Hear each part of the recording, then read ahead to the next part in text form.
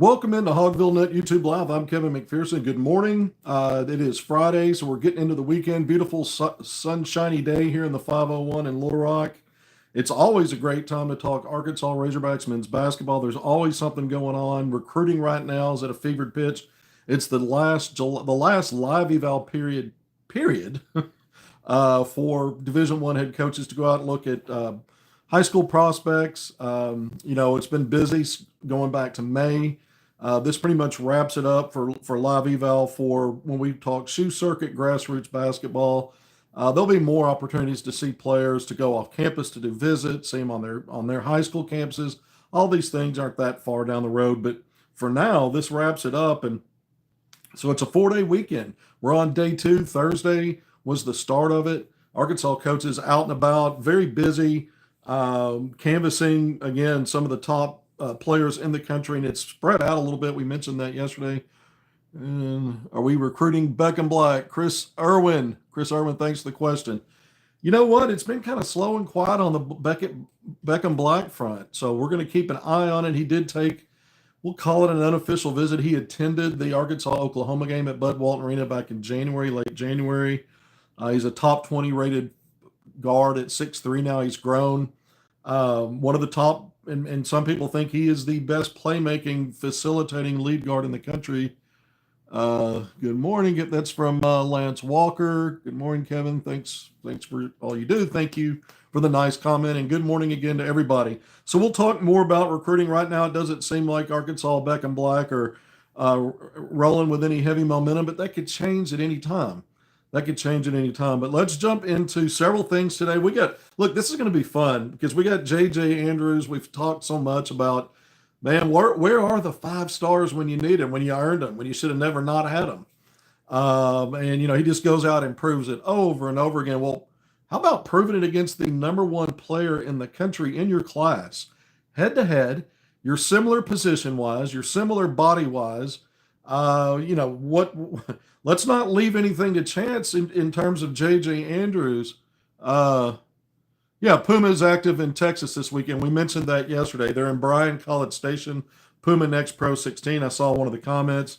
We've talked about it yesterday. We talked about the Placidi twins, Gavin and Gallagher, who got offers from Kansas. Aiden Chronister plays for 17U. A young man I talked about recently, picking up more D1 offers, not necessarily on Arkansas, certainly not Arkansas's radar, but Kamarian Bead out of Bryant. So we have talked about the Puma Next Pro 16. A buddy of mine got to see one of their class of 2027 5 stars play yesterday, where we don't have that plan to talk about today, but we'll bring that up later. But we had J.J. Andrews on his proving grounds. We've also got, today we're going to talk about that game and that matchup for sure. May God bless you all. Now I'm trying to read comments instead of doing the show. My bad. We'll get to some later. But in addition to talking about JJ's big game and some of the other players that Calipari saw, Arkansas's coaching staff watched, we're also going to talk about an in-state kid, the third one, maybe. Let's emphasize maybe, that will pick up a Calipari scholarship offer. Again, in-state, we know Isaiah Seeley and J.J. Andrews. This time last year, it was July. It was Peach Jam when those guys got their offers. Seeley first, class of 2025. Andrews shortly afterward, class of 2026. This would be a little bit different, being an even younger situation, something that might be unprecedented. And so we're going to talk about that. I have really good source information. So it's intel, and it's going to be good intel. So we're going to get into that. And then the last thing we're going to talk about is it looks like Arkansas has wrapped up its summer practices. I'm a little surprised. The summer session 2 is not complete until the end of July.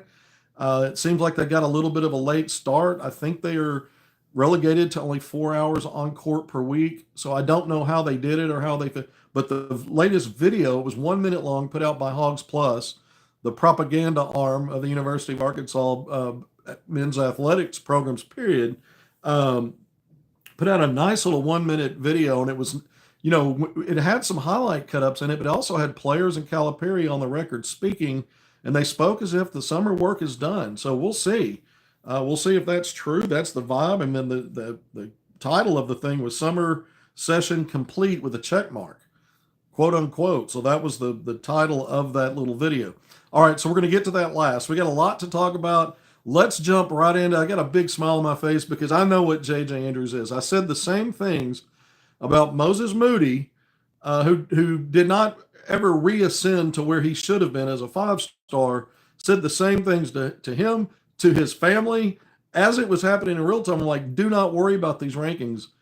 Your guy, our guy, plays the right way at all times, has the talent to deliver, and is just a winner. And it's the same thing with J.J. Andrews. We say he's the most blue-collar, hardest playing, every play impact, winning that play 5-star that I've seen. And he's matched in some ways by Jordan Smith Jr. in the same class that we're going to talk about, another party hog target. That's why I keep saying if you put those two together, even as true freshmen, it's just going to be near impossible to take them off the court much because how much they impact winning plays that lead to winning games. So J.J. Andrews is not the flashiest guy in the world. And a lot of these 5-star guys are chasing something, and they got a little flash in the bag, right? J.J. Andrews got plenty in his game, but it's not necessarily flashy until you start realizing that it's been like a constant drumbeat that just gets louder and louder, how he puts pressure on you and continues to produce and perform, and now you're not winning. Now you're not winning, and he's winning. And I think that's the biggest thing about J.J. Andrews is that he impacts winning in ways that don't show up in stat sheets, that don't wow you, but then you're wowed because you realize the completeness of it all. The weight of all of it together, you realize just how good he really is. And each little moment, you're not necessarily dazzled. But to me, it's always those guys that just keep coming, and they keep coming, and they keep coming. And the next thing you know, they're the best player on the court when maybe for a minute you didn't necessarily think they were. And so I think that says a lot about J.J. Andrews. But this matchup against Tyran Stokes, Tyran Stokes, the number one player overall, probably the most versatile positionally in the class, 6'7", 245 pounds. Tyran Stokes. Out of Louisville, plays on the left coast, plays for the Oakland Soldiers. This was the matchup. Brad Bill Elite 17U, Oakland Soldiers 17U, Nike Peach Jam, finishing out pool play, getting to a point where you now are in the tournament part of it. And this was a big game for both teams. Two of the top teams in that circuit. Big 16-point win for JJ and BBE, 94-78. It was tied at halftime, 44-all. And I think it was the second half that really separated it. When I tweeted this out, I said J.J. Andrews, okey dokes, Tyran Stokes. It's kind of a way of saying you fooled them. And if you looked at the stats at halftime, if you're a stat person, you just looked at stats, Stokes had 11 points, nothing spectacular. JJ 6, even less spectacular. JJ had a couple more rebounds. Both players had 2 assists. But when you watched what was going on, I had a sense because JJ doesn't play a whole lot on the ball. He's playing off the ball, running dunker spot, crashing in from the wing. When you go zone, he's kind of floating around in that no man's land and trying to get to the middle, free throw line extended, or just what would be a mid post on each side of the lane. And his teammates missed him a lot in the first half. They missed him cutting. Some of the ball handlers when he flashed open, or when they did see him, they were a half tick too late on the pass. They telegraphed it. Ball got deflected. He just couldn't quite get the ball. He did get a nice pass running dunker spot for his first bucket. It was a dunk. He had another drive where he went in and went glass. So he was 3 of 8 from the field first half, 6 points. But what this game really came down to, and a game, again, tied 44-all, was J.J. Andrews' dominance. I mean, dominance in the second half. He finishes this game with 24 points, so 18 in the second half, 10 rebounds. So he got a double-double, 4 assists and a steal, 0 turnovers. He played all but 1 minute. These games were 32 minutes, 8-minute quarters, or 16-minute halves, 8-minute quarters, 32 minutes. He sat for 1 minute, played 31 minutes. But 8 of 16 from the field, 8 of 9 at the free throw line. Again, he got off to a slow start. He made 5 of his last 8 field goals. That happened in the second half. He shot I think all of his free throws in the second half. He just willed his way to the basket. And it was kind of unstoppable. I mean, again, it's 18-point second half. And what continues to stand out to me and what makes him elite, it's not just his ability to bully ball. Remember, a lot of times he's matched up and he guarded. He defended J.J. Stokes. Tyran Stokes. We'll talk about the defense here in a minute. But they were guarding each other. And it didn't matter if it was Stokes or somebody else when they were in a zone that had to deal with him. No, you try to get in front of him, he's just kind of pinging off your contact, and he keeps going where he wants to go. You're not rerouting JJ Andrews. You're not making him shrink once the traffic gets tighter and heavier, once he gets his initial move, gets downhill, and he's getting into people. It's just not happening. He's got a nice, quick crossover. He's just a sublime athlete. No, he's not the highest flyer, but he gets up high enough. But it's just his strength, athleticism, quickness combinations, and then the know-how. He understands the right driving angles, how to get to all the way to where he wants to get again without being deterred, without being detoured, is another way of saying it. And I call it, a slash, clash, and cash. It's kind of a three-headed monster. You get into your slash game, and then there's a clash at some point. Someone tries to challenge you physically. The traffic gets tighter, so you're slashing, you're clashing, and then at the end he's cashing it in. Right? It's a money thing because he's getting those buckets. So again, 24 points, 10 rebounds, the only double in that game. And that was just the offensive part. He mostly guarded Stokes. BBE went to zone defenses at times, and so there were times it seemed like Stokes,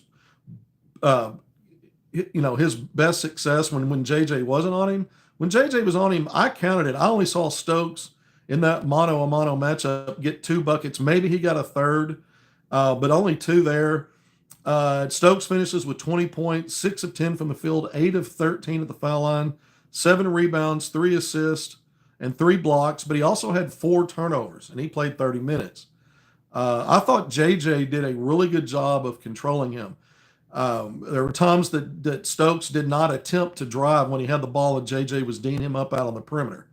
Deferred instead. When he did try to drive, JJ made everything difficult. He stayed attached, he stayed in front of him, and he made his shots a little more difficult. Remember, Stokes is a guy at 6'7", 245.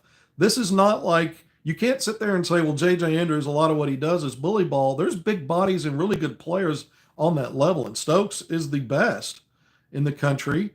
And this game doesn't change my opinion about that. But on this day, in this game, JJ Andrews was the better player, period. And you go from a tie game at halftime to a 16-point win, and it's JJ Andrews that put up the big production compared to everybody in that second half. I went through Stokes' numbers. 6 of 10 from the field doesn't sound bad, but it was the shots he couldn't take. And then some of those misses were contested close range by JJ. And I think the other thing here, I thought Stokes benefited from several questionable late whistles. This is not a homer thing. This was just basketball. When you see it, you see it.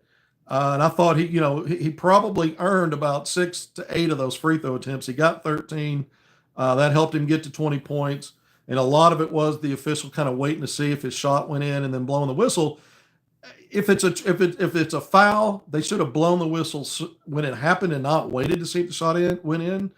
But those were bailout whistles. Some of those, there was just very minimal contact, if any at all. I thought he benefited from some of that. And look, Arkansas's prioritized him as a recruit.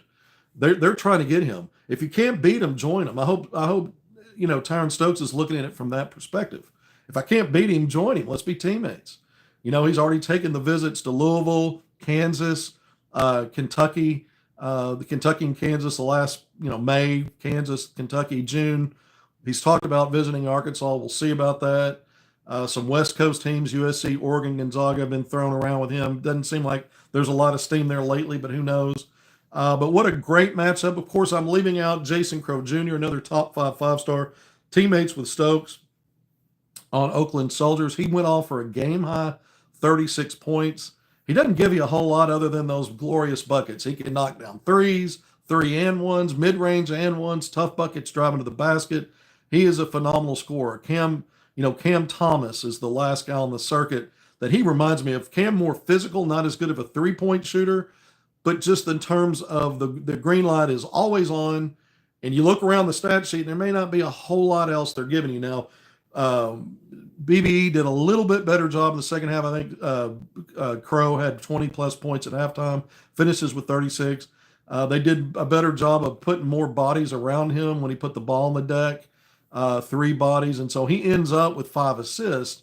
He didn't always have very many assists. 5's not bad, but a lot of that was just making that next pass. The times he didn't force up a shot. And look, the guy was incredible. He's making his announcement today, his college decision. Jason Crow Jr., the 6'3 guard out of Inglewood, California. It looks like it's going to be Missouri. Arkansas recruited him for a while. But by far the best player. Everything. When you look at both ends, two-way, offense, defense, it was J.J. Andrews in a game where, it was 94-78. But I thought, again,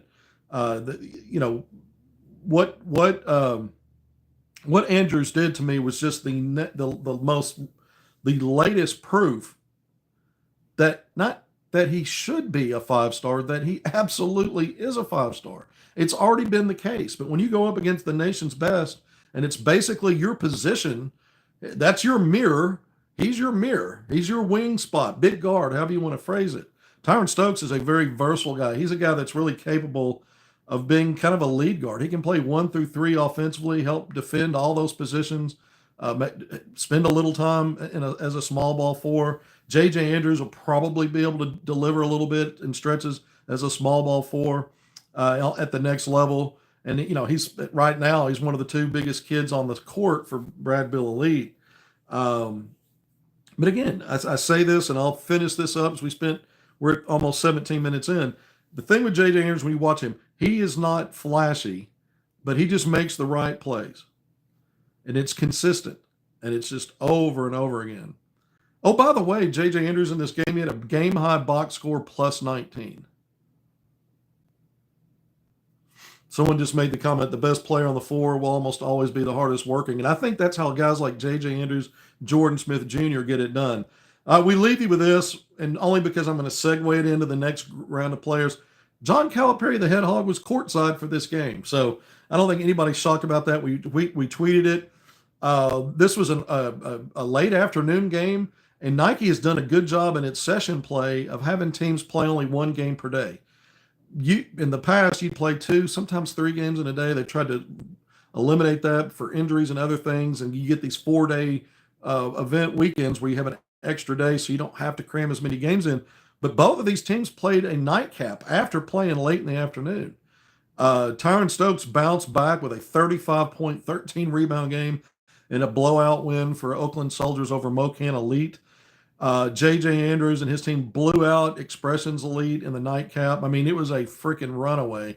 And so, when you look at him statistically, it's really good, but, it was balanced. 16 points, 5 rebounds, 5 steals, and 4 assists for J.J. Just stuff the stat sheet. Look, this guy, at this point, I don't. It's not just about being a 5-star. He's a top 10 player in this class. So, he's just outside. ESPN has him 12th. 247 Sports 13th as the highest rated 4-star. Silly stuff.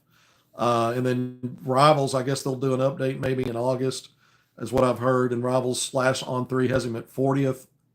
That's clown show stuff right there. I mean, that's as the kids say, that's arse clown stuff. Yeah, he's a workhorse / clash and cash, baby. That's J.J. Andrews. It's a mouthful. It's a lot. It's not alliteration, but it's my rhyme game. It's the best I got right now, but that's what it is. He slashes, clashes, and then cashes. I mean, that's what it boils down to. Calipari courtside for this. So he's recruiting, he's making sure he prioritizes his guy that's committed, and then he's moving on. He's trying to get down the road a little further, move on further, and get Stokes on campus for a visit, and hopefully eventually committed. Put those 2 guys together. Why not? Not against each other, but teammates. Did you see enough Tyran Stokes to understand that might be a really good fit playing alongside a guy like that? Whew, you sure hope so. But Calipari, what else did he do? So we gave you intel the last couple of shows that Airfan Diane, the 7'1" center, 280 pounds at Iowa United Prep, also played for 17U Iowa United on the Adidas grassroots circuit. Adidas is having its event out in California. Arkansas assistant coach Chuck Martin's out there. But Diane, who's been an Adidas guy throughout the spring and summer, switched up this weekend. He's playing on the lower tier Made Hoops event, and that's being played in Augusta, Georgia, where Nike EYBL and where Calipari has been exclusively so far is in North Augusta, South Carolina, Augusta, Georgia. Think of it as Little Rock and North Little Rock, basically the same place, just technically different cities, but basically, within a stone's throw, going from one venue to the other, from one city to the other. And so he's playing in a Made Hoops event. They have several this weekend. One of those, again, is in Augusta, Georgia, so it's just right there for Calipari. Kenny Payne was with Calipari, the associate head coach, to go and see Erfan Diane on that Made Hoops event yesterday. And so I reported that. But we told you that was going to happen. We set all this up and explained this is where this is going, and this is why it'll be easy for whoever Arkansas staff is at Nike EYBL Peach Jam. Be easy for them to go see him, and sure enough, they did. And it was both Calipari and Kenny Payne. Why this matters is Kenny Payne is the big man guy for Calipari. Always has been. Yeah, he lost him for 2 years at Louisville, got him back when he came to Arkansas. But that is his development guy for his bigs.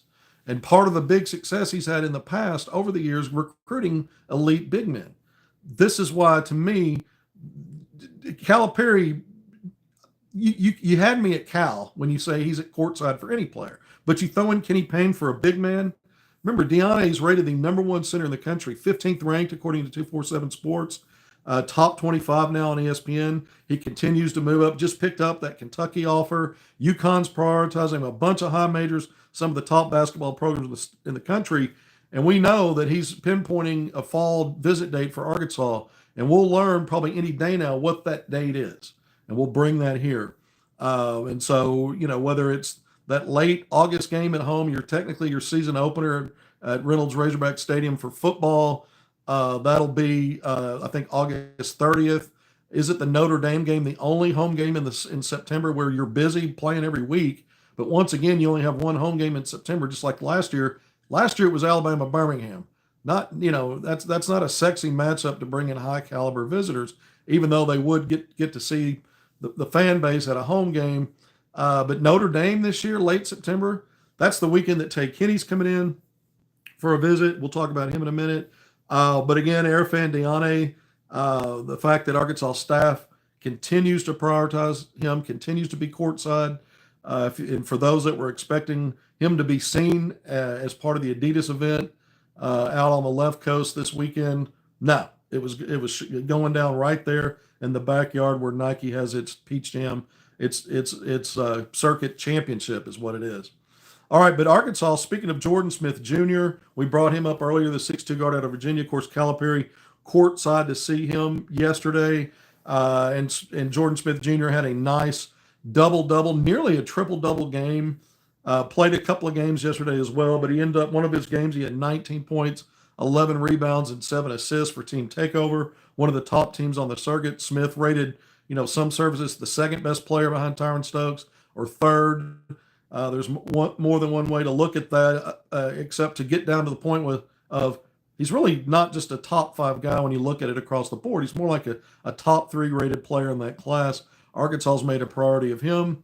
We've given you various source information about where that might stand, and it's kind of all over the map recently. I had another source that mentioned to me in the last 24 hours that some of his teammates, and they didn't clarify, are they his grassroots teammates from spring and summer, or are they his high school teammates? But someone connected with Virginia Hoops told me that the teammates are talking about it being Georgetown is where he's going to end up. And we've been saying the source information is it's Arkansas, Duke, Georgetown. Who knows if that's true? Who knows how valid?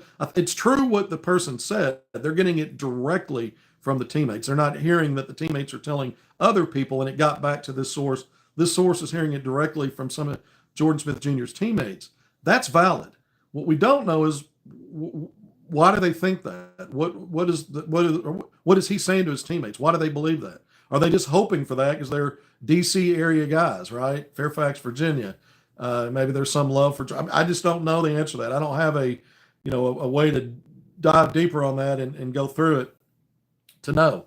But that's just the latest thing I've gotten. So I'm not saying that makes me think it's Georgetown. I'm just giving you information as I got it. You sort it out how you'd like. But Calipari seeing Jordan Smith Jr.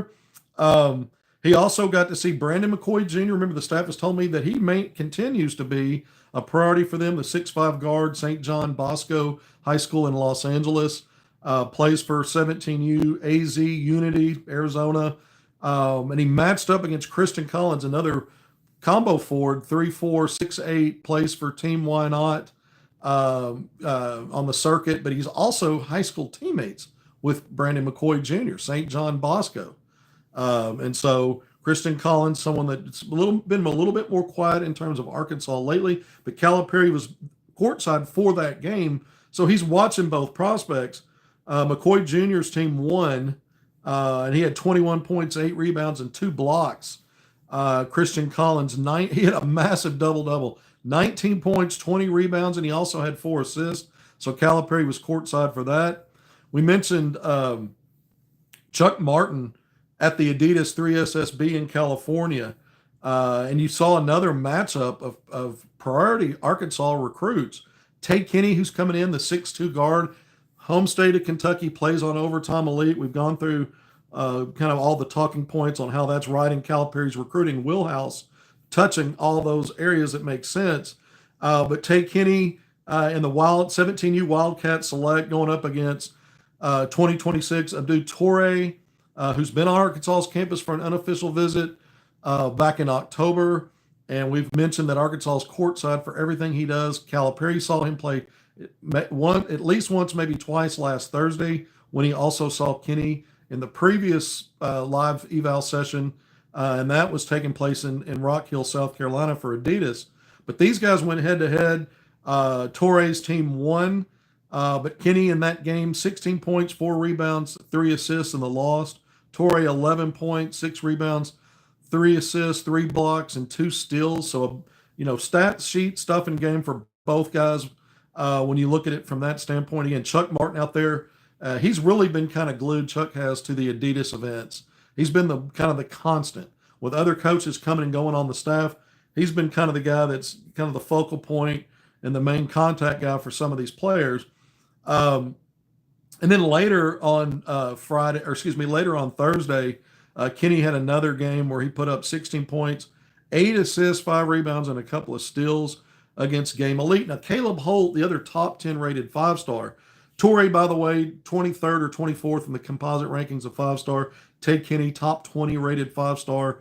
So both of those guys are 5-stars. Caleb Hunt, top 10, top 5 rated 5-star. Was the MVP of the Adidas Euro Camp last month. Led Game Elite last week to Adidas's summer championship or season championships. Peach Jam for Nike, that's the championships going on now. Last week, Adidas had theirs, and that's when Calipari was out there for a day. Again, Chuck Martin, some of the other staff for the Adidas championships. But Caleb Holt led, again, 17U Game Elite out of the Atlanta area, led them to the Adidas championship. He was effectively the MVP of that. Played for, again, Team USA in the recent U19 World Cup. And I thought he was, if you were ranking the backcourt players, I thought he was the 3rd best guard there. You had Mikael Brown Jr., who's about to be a freshman at Louisville now.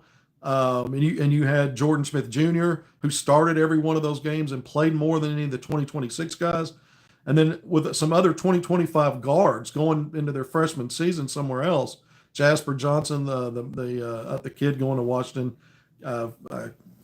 his name's already slipped my mind. But I thought Caleb Holt was the 3rd best backcourt player in that event. So the guy has just been outstanding, and he's really kind of a top 5 rated 5-star at 6'4", 6'5", kind of transitioning from a 2 to kind of a combo. I think the 2 is his natural spot, but he's a very good defender, does a lot of things, can rebound, good facilitator. Caleb Holt, I did not see mentioned. I did not see his name mentioned yet coming out of the Adidas games yesterday. So it makes me wonder, is he just sitting out this final weekend? I mean, and maybe starting to really focus on the visits he's going to take, some of the teams he's going to drill it down on. He told me back in May that he would like for Calipari to increase the noise in his recruitment with him so that he can maybe take a visit to Arkansas. That was 2 months ago. Arkansas maintains a priority recruitment of him. That's what the staff has told me. So we'll see where that goes. We'll see what happens there. I'm not sure if Caleb Holt's, just resting up. There's nothing left after this event, and he's got nothing left to prove. He's been the best player on the Adidas circuit, and on top of that, to me, I might have him. He's top 5 in this 2026 class. I might have him a little higher than where he is. I might bump him a little bit. He is a fantastic player. And so we'll see where that goes. We're keeping an eye. Let's see if Caleb Holt makes an appearance through the weekend in terms of playing in games. Did not see any mention of him yesterday, so I'm not sure what that's about. All right, so that's kind of where things stand with, the first day of this final live eval period. Not only the last one in July, but the last one of the spring and summer. 30 minutes in. Thank you for joining me on HogvilleNET YouTube Live. I'm Kevin McPherson. Please hit subscribe, like, and share if you haven't done it already. Calipari may be close to making his third offer to an in-state kid. We mentioned it earlier. Isaiah Seeley, Hog, freshman Hog. J.J. Andrews, committed Hog. Going to sign in November. Priority guys. The third one may be coming up. Now, when these offers went out last year, again, this time last year to those two guys, July, Peach Jam, and they both played on Nike EYBL, so they were in Peach Jam. So it was during and after that when these guys picked up offers. In the order of their class, again, Seeley first, then JJ. But Seeley was going into his senior year of high school, right? And JJ into his junior year following the summer. And so they get those offers right before they transition to their next seasons of high school. This could be different, and this is what a source told me. From this source directly spoke to Calipari. So it's what Calipari told my source. All right, this is intel for you. Anthony Spratt Jr., the 6'5", pushing 6'6" guard wing at Benton High School, helped that team as a 9th grader last year win a 5A state title, the school's only title. Calipari, we reported this to you and broke this a few weeks ago during the Scholastic event in Kansas City, the Midwest Showcase, where high school teams were playing each other from around the region, and you get some of the top level guys participating. J.J. Andrews, Little Rock Christian played. Calipari was there to see him. Jalen Montnani of Wausau, Oklahoma, played in the same location. Calipari was there to see him. 2026 guys. But he also went to see 2028 Anthony Spratt Jr. We reported that was going to happen. Then it did happen. He had a good game with Calipari there. My source has told me that Spratt was trying to go to Arkansas following that event for an unofficial visit. He was trying to do it kind of soon after that, and it just didn't happen. Too much going on with too many basketball events, which is understandable. It's just busy. Once you get into May and these live evals, the camps in June, the team camps, every weekend there's something going on, so they couldn't squeeze it in. Plus, you have a lot of dead period in those months where players then, if they do have a little time off, can't get on campus and come take a visit. So it didn't happen.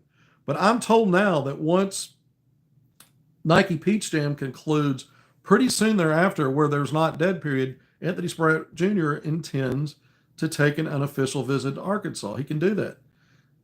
Now, here's the other thing. Calipari told my source in conversation saying that he's getting close, and this may end up being, Spratt Jr. may end up being the earliest that he's offered a player. So we're not quite there yet. It hasn't happened yet. It may be one of those things where they want to get him on campus, get him in for an unofficial visit, and the offer goes out. We see offers come out after Calipari sees players play. I checked yesterday. Spratt had a 16-point game for Brad Bill Elite early in the day on that first day of the live eval session. And it was like an early game. And I think for that game, checked it with a couple of sources, and they didn't notice an Arkansas staffer being there. We told you yesterday, I expect Arkansas to have some presence at some of these games where Anthony Spratt Jr. and another in-state kid in that 2028 class that plays at North Little Rock, Elijah Bryant, a 6'3" guard, with those two on Brad Bill Elite, 15U, I thought, at some point Arkansas coaches are going to be there. Well, this source also told me another part of the intel is that Calipari had requested the game schedule for 15U Brad Bill Elite through one of the other staff members, and that he plans to personally be courtside. So that's the intel coming directly from a source. We're going to keep it. It's going to be scholarship offer watch for a 2028 kid. Think about that. Hasn't even played yet in his sophomore. Hasn't played a minute of sophomore high school basketball. And we'll see if Calipari delays it and waits a while. Does he deliver on that? But that's what he told my source. This may end up being, and you'd have to go back and look at Calipari's full history of recruiting. what's the youngest guy he actually offered? Maybe in his memory, in the way he framed it, it sounds like he thinks it would be something unprecedented. It might be the earliest that he's offered a player in terms of, what their classification was and what that meant to how much longer it would be until they, get to a point where you could actually sign them and get them on campus. So I thought that was an interesting quote, and it's really good. It's really good information. It's one we're going to keep an eye on.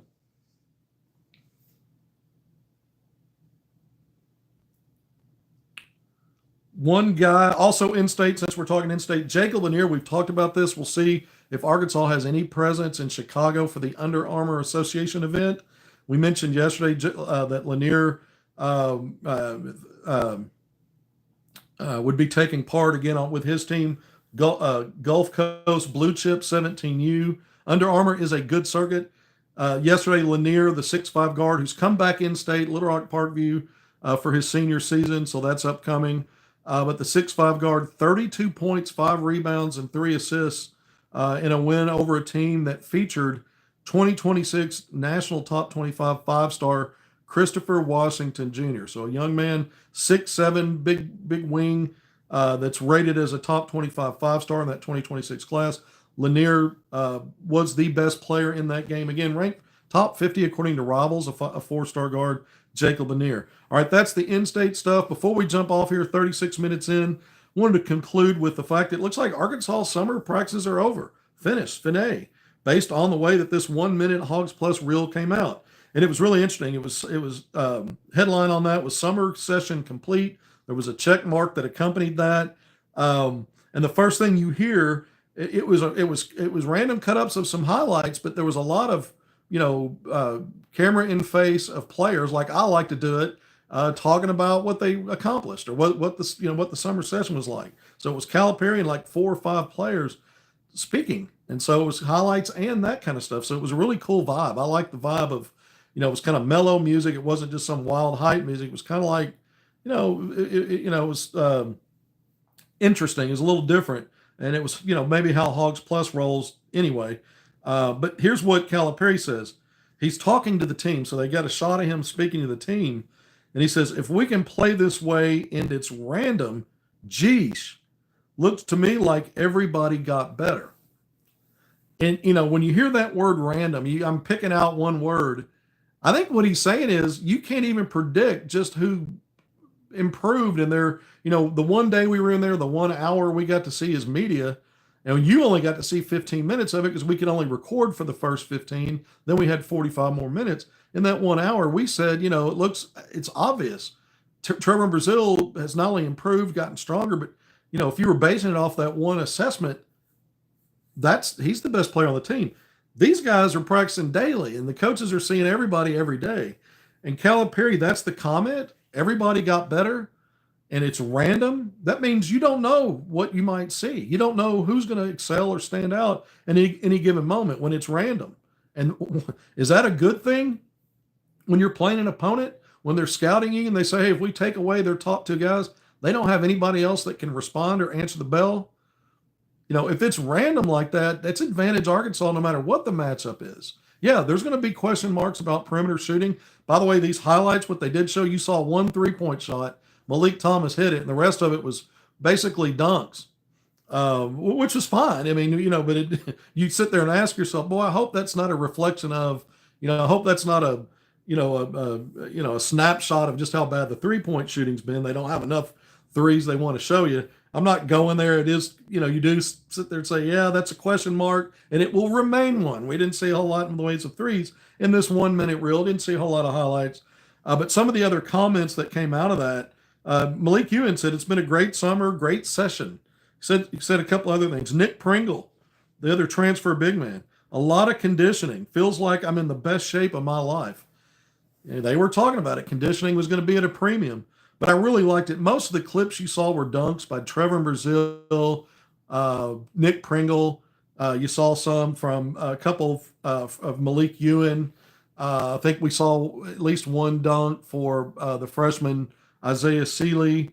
And most of the highlights were really, like DJ Wagner, you saw him make a couple of assists. He had one that he, on one end, it looked like a defensive rebound, turns and throws over the transition defense. to Trevor in Brazil. I think that was the first clip for a dunk. You saw some lob passes for dunks, a nice bounce pass from DJ to Brazil for another finish. And you saw, Darius Acuff kind of toward the end of it as both a finisher and facilitator getting downhill. You saw Malik Thomas again knocking down a three, making a lob pass for a Nick Pringle dunk. You saw Seeley making a nice pass off the left wing in a two-man pick and roll situations where he split defenders with a bounce pass to Malik Ewan rolling to the basket for an easy score.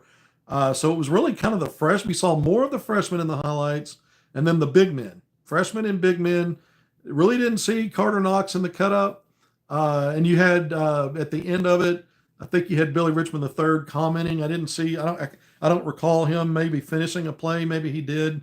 Some of it was kind of cut quickly. But I mentioned some of the comments, the video, and again, it was a minute long. It ended with Amir Brown, the 5'10" walk-on guard out of Pittsburgh, Malik Thomas's buddy.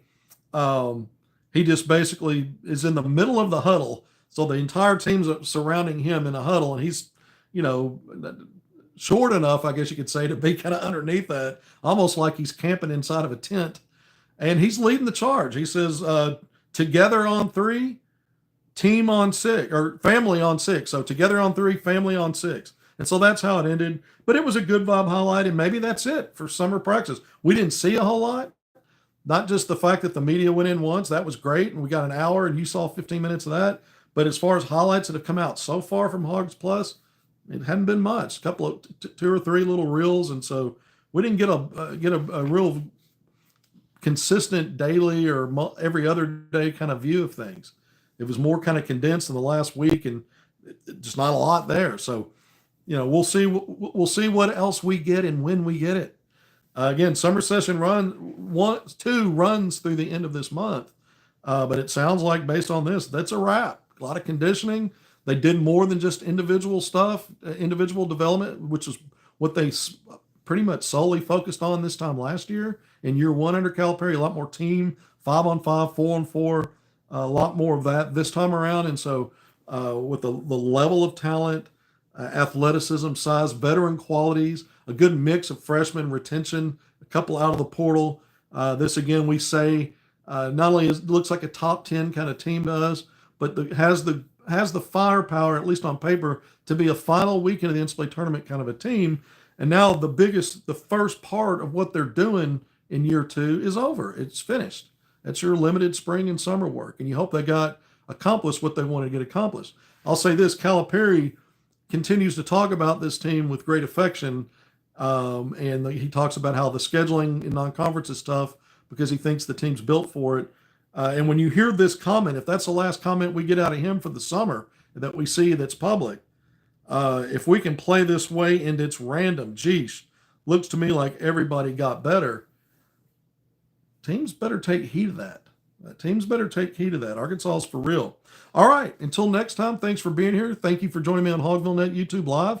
Anything in significant breaks today, like we always say, we'll jump back on and do another live. If not, we'll be back on Saturday. We got plenty more recruiting to talk about. Some other stuff I want to get into in terms of this roster. This past week, we talked about the big men first. Then we talked about the wings. We need to get into the guard rotation. And so we're going to do that very soon. But until next time, thanks for being here. Appreciate all of you. We'll see you soon.